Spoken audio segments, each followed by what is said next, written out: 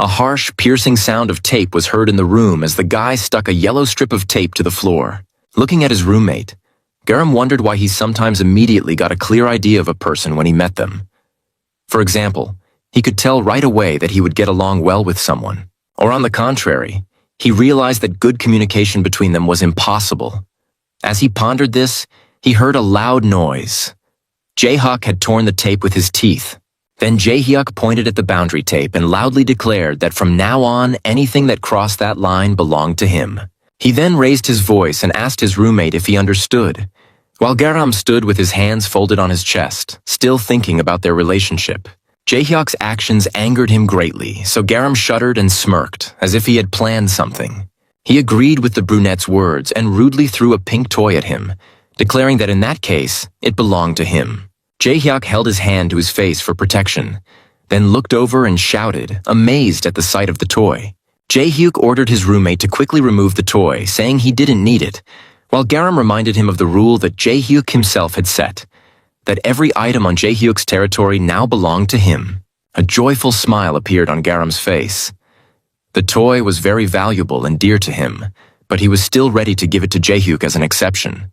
However, Jae-hyuk did not appreciate such generosity from his roommate. On the contrary, he thought it was disgusting to re-gift such valuable things. But Garam quickly tried to calm him, saying that he didn't mind giving something so valuable to Jae-hyuk.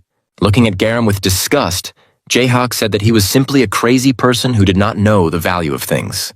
That is why Jae-hyuk raised his voice and shouted throughout the apartment for Garam to take it away. At that moment, Garam thought that someone who treated him like the lowest of the low deserved the same treatment in return. Yoon Jae-hyuk was Garam's roommate in the dormitory. It so happened that they were placed in the same room and had to put up with each other. And when they first met, Yoon Jae-hyuk turned out to be extremely unbearable. Garam recalls the moment when he first entered his dorm room. Standing in the doorway and looking at the room, Garam admitted that he was a little nervous when he learned that it would be a shared room. But the room turned out to be much larger and nicer than he expected. Looking around and finding no one, Garam concluded that his roommate had not moved in yet. The guy took off his white sneakers and walked around the room with a suitcase in his hand, ready to unpack his things. Once he was done, Garam decided to lie on the bed and play his favorite mobile game. Unfortunately, he had lost several times in a row and did not understand why the game was so difficult.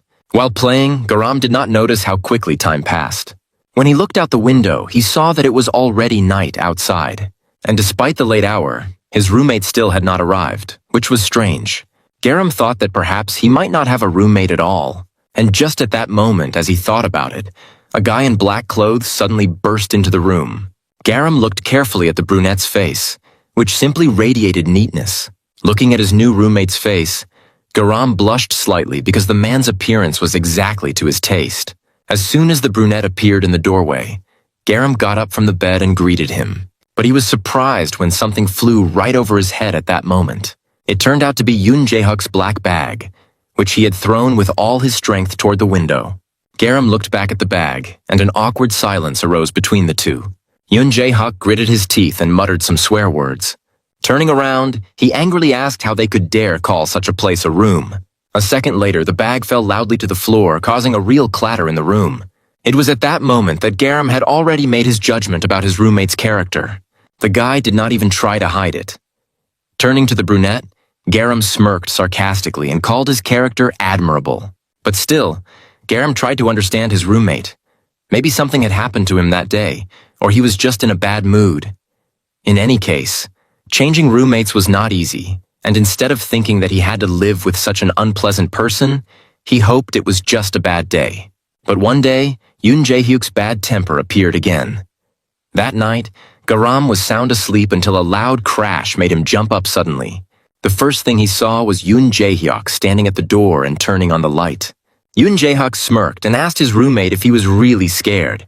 When he saw the time, panic overwhelmed Garam, while Yoon Jae-hyuk, completely calm, opened the creaky cupboard door. Yoon Jae-hyuk calmly took off his jacket and hung it on a hanger, while the red-faced Garam angrily reminded the brunette that he did not live alone and should be quieter, especially when coming home so late. Garam added that the brunette had been absent for several days, and now he came so late and made noise. At that moment, Yoon Jae-hyuk changed his clothes and told Garam to use earplugs. Garam sighed involuntarily and asked Jae-hyuk to repeat his last words. Then, raising his voice, he shouted at Jae-hyuk in anger, asking why he allowed him to speak so familiarly. The brunette smirked and noted that Garam spoke to him in exactly the same way. After that, he slammed the door loudly and left, leaving Garam alone with his thoughts. It was then that Garam began to understand that Jae-hyuk was simply an unbearable person and that his first impression of him on the day they met had been absolutely correct. Garam found no trace of manners or respect in Jae-hyuk, nothing even close. But when he saw how Jae-hyuk's desk looked after the start of the semester, gleaming with cleanliness and organization, arranged so aesthetically and neatly like a picture from Pinterest, he was taken aback. And when Garam looked at Jae-hyuk's expensive watch, he immediately understood what kind of person he was. Staring at the sparkling cleanliness, Garam thought to himself, sure, Jae-hyuk had re-enrolled in university right after the army, but he didn't even have a single book related to his major. Garam tried to justify his roommate. After all, at least he wasn't a slob, so maybe they could manage to live together in this spacious room. At lunchtime, many students gathered at a cafe near the university, grabbing their favorite meals and sitting down with their friends at one table. Han Garam heard a familiar voice calling his name and turned around. As he approached his friend's table, he greeted them cheerfully, happy to see them after so long. One guy in a beige plaid shirt asked if this was Garam's first time re-enrolling in university, while another, wearing a blue shirt, jokingly called Garam a bastard for getting discharged and not even calling them. As his friends poured him a beer, Garam asked how his military discharge was supposed to be connected to reaching out to them. In response, his friends teased him, saying that even after the army, his personality hadn't changed.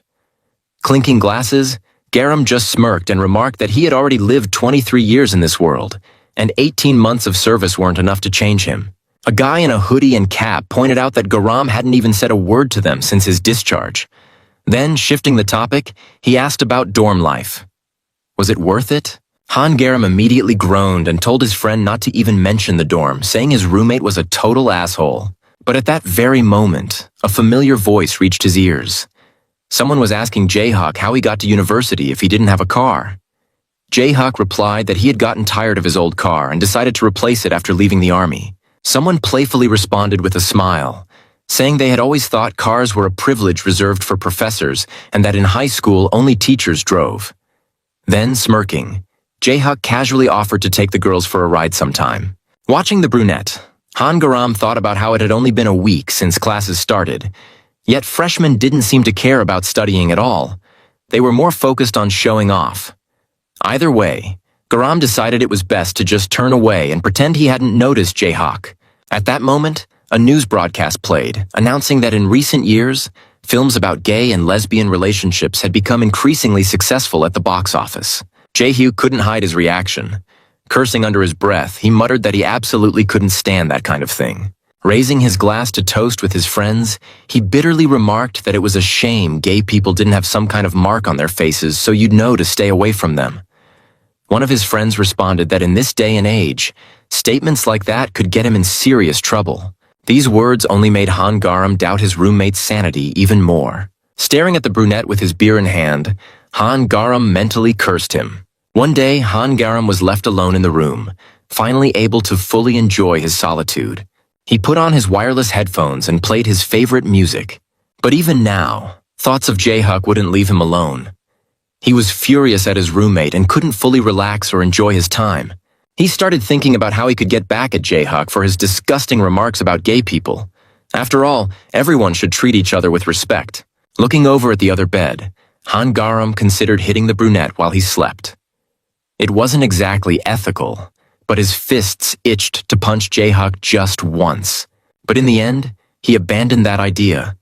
Violence wasn't the answer. Instead, he needed to come up with another way to get revenge, one that would make Jae-hyuk feel just as disgusted as Garam felt because of him. Suddenly, a brilliant idea struck him. He would lie on Jae-hyuk's bed and enjoy himself there, listening to music. Considering the fact that Garam was gay, this would surely make Jae-hyuk uncomfortable. A few minutes later, Jae-hyuk walked into the room, talking on the phone and informing someone that their university classes had been canceled. But the moment he saw Garam lying on his bed, his expression changed instantly. Even Garam froze in shock. He hadn't expected Jae-hyuk to return to the dorm so early. Finishing his phone call, Yoon Jae-hak looked at Han Garam with clear irritation and asked, with obvious disdain in his voice, what the hell he was doing on his bed. A few minutes earlier, Yoon Jae-hak had been on the phone when the voice on the other end curiously asked if he really lived in the dorms. Annoyed, Jae-hak confirmed it, to which his friend replied in disbelief, saying he couldn't imagine it. Then he asked if Jae-hak lived alone. Jae-hak responded that he had a roommate, some overly energetic guy. The guy on the phone laughed and suggested that Jae-hyuk's mother must have been really pissed off. Jae-hyuk, irritated, snapped back, blaming him for the fact that he was stuck living in a room smaller than a bathroom. The friend apologized, then changed the subject, asking if Jae-hak was going to the club that night. But Jae-hak, still worked up, continued ranting and casually mentioned that he now had to send his mom screenshots of all his expenses.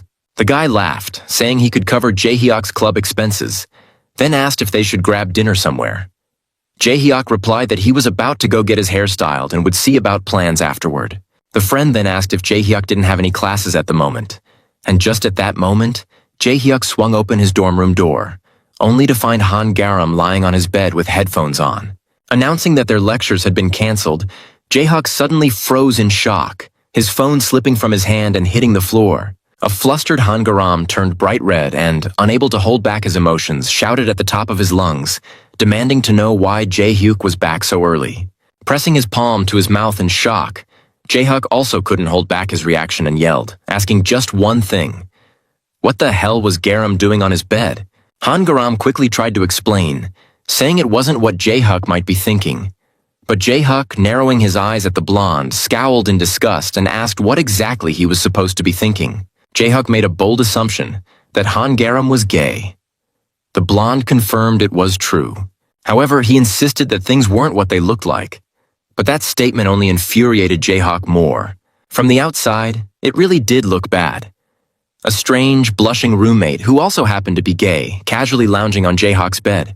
Jae-hyuk raised a hand to his face, visibly disgusted by the entire situation. The brunette then made another assumption, that Han Garam had a crush on him. The blonde immediately yelled in protest, denying it. Han Garam kept insisting there was no attraction on his part, but Jae-hyuk didn't want to hear it. Being the arrogant guy he was, he continued to believe that his gay roommate simply couldn't help but fall for him. The brunette rushed to the door. Grabbing the handle, he began pulling it open, when Garam loudly demanded to know where the hell he was running off to. Looking straight at Garam, Jae-hyuk firmly declared that he was moving out. Just the fact that he had been living in the same room as a gay person all this time disgusted him.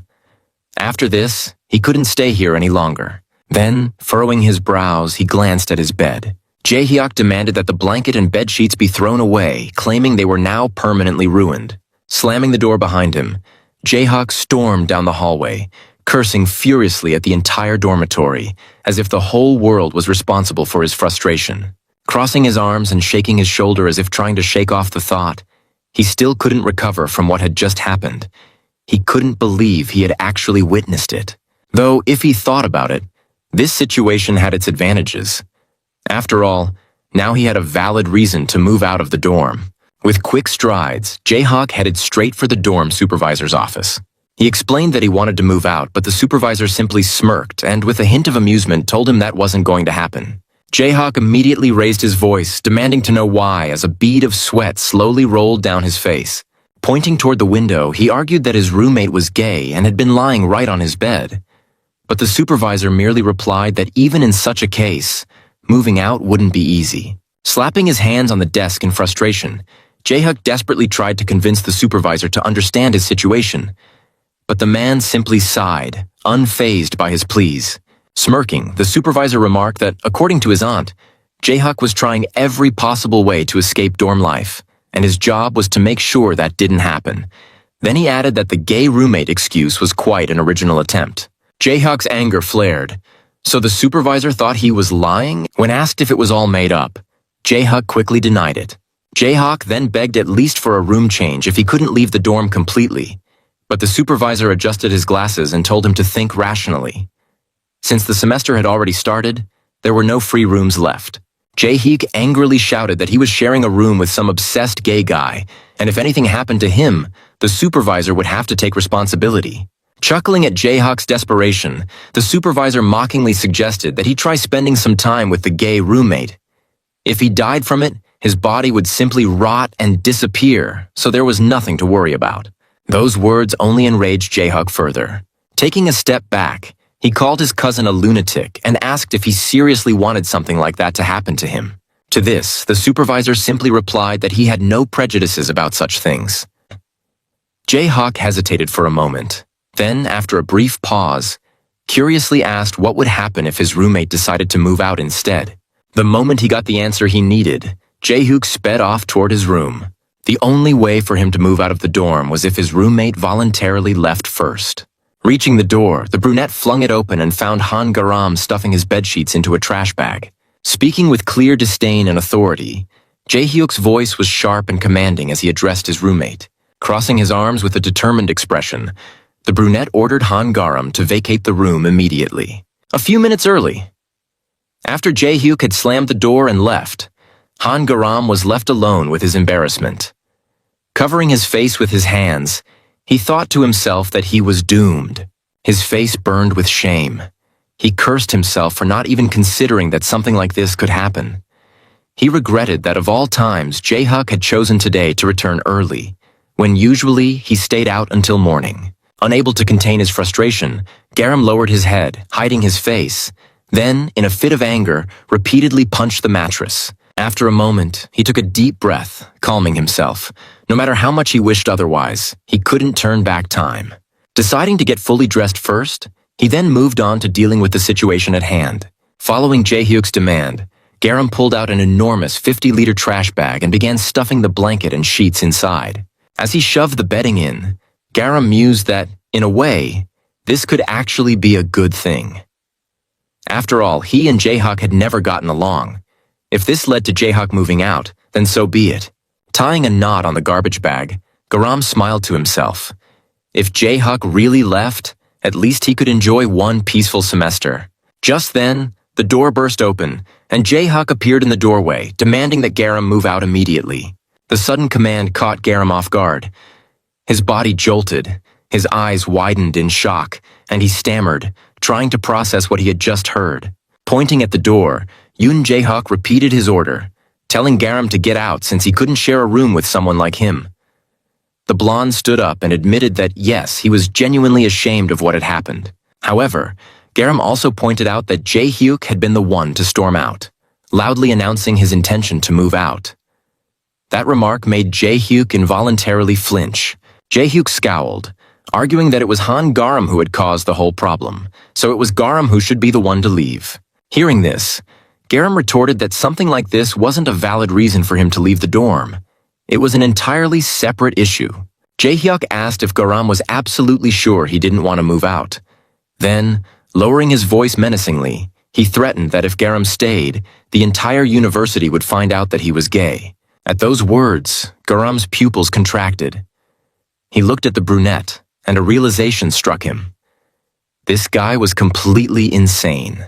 Garam suddenly leaped forward, heading straight for the door, intending to shut it before anyone else in the dorm overheard their argument. Irritated, the blonde snapped at Jaehook, asking if he was out of his mind, blurting out things like that with the door wide open. Yoon Jaehook smirked. He had found the perfect leverage. He sneered that if Garam was so desperate to keep his secret, then he should just pack up and leave. Patting Garam's shoulder and taking a few steps forward, Jaehook smugly thanked him for what had happened. Thanks to this, he would soon have the room all to himself. Jaehook was completely confident that Han Garam would give in and move out. But his confidence shattered in an instant when Garam let out a deep sigh and admitted that he couldn't leave. Jaehook froze, turned around, and, unable to contain his frustration, loudly demanded to know why Garam wasn't leaving. Han Garam didn't give a clear explanation. He simply stood his ground, firmly declaring that he wasn't moving out. And if Jaehook really wanted to spread the news about his sexuality, then he should go ahead and try. In that moment, Jaehook abruptly slammed his palm against the wall. But before he could say anything, Garam coolly pointed out that if Jaehook went around telling people, the other students would probably be curious to know what exactly he had been doing with his gay roommate. Since they had lived in the same room for 3 weeks, people would naturally start questioning Jaehook's own orientation. Pressing Garam against the wall and gritting his teeth, Jae-hak spat out furiously that it meant nothing. The blonde agreed, lowering his gaze as he remarked that if Jae-hak was using his own size as a unit of measurement, then yes, it probably did mean nothing. Yoon Jae-hak smirked and warned that if Garam kept running his mouth, he would make him beg to move out. The blonde simply looked away. But as it turned out, Han Garam had seriously underestimated Jae-hak. While sitting with his friends, Garam dropped his head onto the table, nearly knocking over a glass of lemonade. He groaned that dorm life was pure self-torture, prompting his friends to ask what had happened. The blonde snapped that it was his roommate. Jae-hyuk was driving him insane. One of his friends jabbed a finger at his face and asked how Garam had even come up with the idea of lying on someone else's bed, listening to music and enjoying himself. Garam immediately jumped up, exclaiming that he fully understood his mistake and wished he could turn back time. Then he added that his roommate was an absolute demon. He used to come back to the dorm just to sleep, but now he had practically stopped leaving the room altogether. Once when Garam returned to the dorm, he found Jae-hak lying on his bed, which surprised him. He hadn't even stepped outside. The brunette smirked and sarcastically reminded Garam that he was living with a gay guy, so of course he was scared to leave. Who knew? Garam might take the opportunity to lie on his bed again. There were plenty of other unbearable moments. One time, when Garam sat at his computer and was about to put on his headphones, he suddenly heard Jae-hyuk's voice behind him. Jae-hyuk was singing a song about how if a guy liked other guys, he could never get married. One of the verses even mentioned a disgusting person. The song's meaning was clearly aimed at Garam, but he had no interest in listening to it, so he hurriedly put on his headphones. However, the brunette kept singing it all day, giving Garam no peace. The next day, while lifting weights and talking on the phone, Jae-hak discussed a date with a girl. With curiosity, he asked if she was pretty. Upon learning that she was from the drama department, the brunette commented that he already liked her. Meanwhile, Garam had a strong urge to smash Jae-hyuk's phone into dust. He had been talking on it all day. Staring directly at Garam, Jae-hyuk suddenly announced that he wouldn't be able to make it to the date that day. He then shot Garam a condescending look and continued lifting weights, casually asking the blonde to wait while he got dressed. Since he was already hot, throwing on more clothes while working out would be unbearable. When Jae-hyuk added that Garam was annoying, Garam snapped back that Jae-hyuk was the real problem. He acted as if anyone who looked at him must automatically have a crush on him. While recounting the situation to his friends, Garam clutched his head and groaned that his roommate's stare made it seem like he had caught him spying on him. One of his friends suggested that Garam just move out, but he immediately shot back that it was impossible. At this point, it was a matter of pride, not about whether he stayed in the dorm or not. Then, a guy in a black shirt and a light apron joined the conversation, calling Garam by name. He asked if there was something that Jae-hak absolutely hated, something he despised to the core. A few days later, after class, Jae-hak headed back to the dorm, still humming his usual tune. In that moment, an image of his roommate, Han Garam, flashed through his mind. If he really thought about it, Garam's face had been telling him a lot lately. As he approached the door, Jae-hak mused that the more he irritated Garam, the sooner he would leave. Thinking about this, the brunette reached for the door handle and slowly pushed it open with a creak. The moment he stepped inside, he was met by Garam, who was practically glowing with happiness. With his arms spread wide, the blonde ran toward him, clearly intending to hug him. Stunned, Jae-hak froze in place and demanded to know what Garam was up to. Meanwhile, in Garam's mind, a memory surfaced. His friend had asked him what Jae-hak hated the most. Garam beamed, a light blush on his cheeks, and casually remarked that he had finally seen the light. He understood perfectly well what Jae-hak absolutely despised, and now he planned to use it to his advantage. In an instant, Han Garam dashed toward the stunned Jae-hak and wrapped his arms around him tightly, as if they hadn't seen each other in weeks and he had missed him terribly. Flashing a wide grin that showed his teeth, Garam gleefully declared that Yoon Jae-hak really was his type. Then, he dramatically changed his statement. He admitted that Jae-hak wasn't just his type, he was actually in love with him. This unexpected and horrifying confession left Jae-hyuk completely paralyzed. Hearing the word love from Garam, Yoon Jae-hak clenched his teeth in pure fury. Without a moment's hesitation, he shoved the blonde away so forcefully that Garam crashed into the bed, hitting his leg. Slamming the door shut, Jae-hak lost control and yelled, demanding to know if Garam had completely lost his mind. And if so, what had caused this insanity? But Garam just continued to shine, putting on the perfect act of a love-struck fool. Jayhawk unfortunately believed it, and a shiver of pure horror ran down his spine. Sitting down on Jaehyuk's bed and lowering his head, Garam sighed and wondered aloud how Jaehyuk could act this way after all the nights they had already spent together over the past few weeks.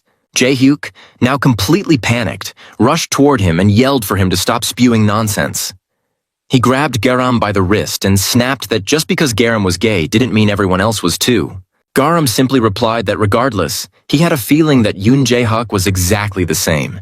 Smirking, Garam added that Jaehyuk was the one who couldn't seem to calm down ever since he found out that Garam was gay. Judging by his dramatic reaction, maybe Jaehyuk just wasn't ready to admit the truth to himself. Leaning in close, Garam whispered into Jaehyuk's ear, telling him to just accept it and let go of his prejudices. It would make things much easier for him. A wave of goosebumps ran down Jaehyuk's spine. He stood completely frozen. The moment he snapped out of it, he immediately let out a furious string of curses that echoed through the entire dorm. Present time, Jaehyuk was now drawing a firm boundary between them, placing a strip of tape across their room. He declared to Garam that from this moment on, anything that crossed this line belonged to him. Smirking, Garam threw his toy at him, just to piss his roommate off even more. The next evening, Garam visited his friends at the cafe where they worked, and cheerfully suggested they all eat some fried chicken together. A dark-haired guy raised an eyebrow and asked Garam if he was really just using their cafe as a place to eat chicken, while the other friend grinned at him. Walking further inside, Garam handed the bag of chicken to his friend and pointed out that the cafe was already closed anyway. Plus, he had something to discuss with them.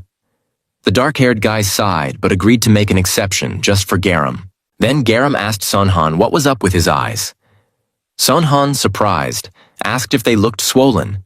He thought they had gotten better since the morning. The brunette let out a deep sigh and told Garam to drop it. Sonhan had fallen for another straight guy. They had gotten into some kind of argument, and yesterday he got badly beaten up. Shocked, Garam loudly demanded to know how this could have happened again.